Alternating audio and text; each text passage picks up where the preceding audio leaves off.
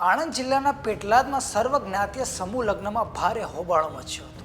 આયોજકો દ્વારા કરાયેલી જાહેરાત મુજબ કરિયાવરમાં પૂરતી ચીજવસ્તુઓ આપવામાં ન આવતા વર કન્યા પક્ષે નારાજગી વ્યક્ત કરી છે અને આયોજકો સામે છેતરપિંડીના આરોપ લગાવ્યા છે। શું છે આ સમગ્ર મામલો, તેની વિગતે વાત કરીએ આ વિડીયોમાં। નમસ્કાર, આપ જોઈ રહ્યા છો વાઇબ્સ ઓફ ઇન્ડિયા અને મારું નામ છે અફનાદ। પેટલાદમાં કોમ્યુનિટી હોલ ખાતે JM ગ્રુપ દ્વારા 5મો સમૂહ લગ્ન સમારોહ યોજવામાં આવ્યો હતો, જેમાં 7 યુગલોએ વૈવાહિક જીવનની શરૂઆત કરી હતી। પણ આ શુભ પ્રસંગ નારાજગી અને રોષમાં બદલાઈ ગયો।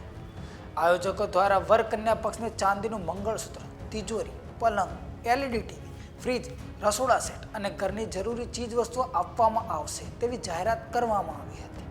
પણ સમારોહના દિવસે કરિયાવરમાં પૂરતી ચીજ વસ્તુઓ આપવામાં આવી નહીં, જેનાથી વર કન્યા પક્ષ ગુસ્સે થયા હતા। મળતી માહિતી મુજબ સમૂહ લગ્ન માટે વર કન્યા પક્ષ પાસેથી 21,000 રૂપિયાની ફી લેવાઈ હતી, છતાં પણ જાહેર કરાયેલી વસ્તુઓ પૂરતા પ્રમાણમાં આપવામાં આવી નહીં। વળી આયોજકો દાતા તરફથી ચીજ વસ્તુઓ ન મળ્યાનું કહીને પોતે હાથ ઊંચા કરી દીધા હતા। વર કન્યા પક્ષોએ 21,000ની ફી લીધા બાદ છેતરપિંડી કરી હોવાના આક્ષેપો કર્યા હતા। આ વિશે સમૂહ લગ્નમાં આવેલા વરના ભાઈ વિજય પરમારે શું કહ્યું તે જોઈએ। જે મારા ભાઈના જે મેરેજ હતા ને, જે સમૂહ લગ્ન પેટલાદ જે NCVC રોડ જે સમૂહ લગ્ન હતું ને, જે આયોજિત પરમાર હતા ને, અને જે આયોજિત પરમારમાં કરવામાં આવ્યું નથી સાહેબ। જે મેન વસ્તુ જે ભારે વસ્તુ કરીને જે તિજોરી છે અને રસોડા પૂરો સેટ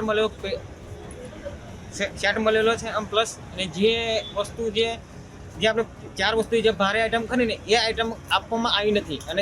અને સંચાલક એવું કહેવા માગે છે કે દાતામાં અમને આપી શક્યા કેમ આપી રહ્યા નહીં, બરાબર। દાતાઓને એમને જણાવવું પડે પાર્ટીને, અને પ્લસ પાર્ટીને એમને સવારમાં એમને કન્ફર્મ ના કર્યું કે અમે પાર્ટીને કે છોકરી પક્ષવાળાને કે અમે આવી રીતે મૂંઝવણમાં છે, બરાબર।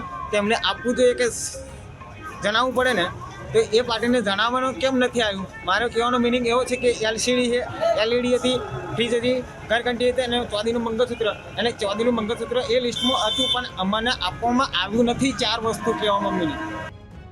હવે જોવાનું રહેશે કે આયોજકો અને દાતાઓ વચ્ચેનો વિવાદ ક્યાં સુધી પહોંચે છે। આ વિશે તમારું શું કહેવું છે?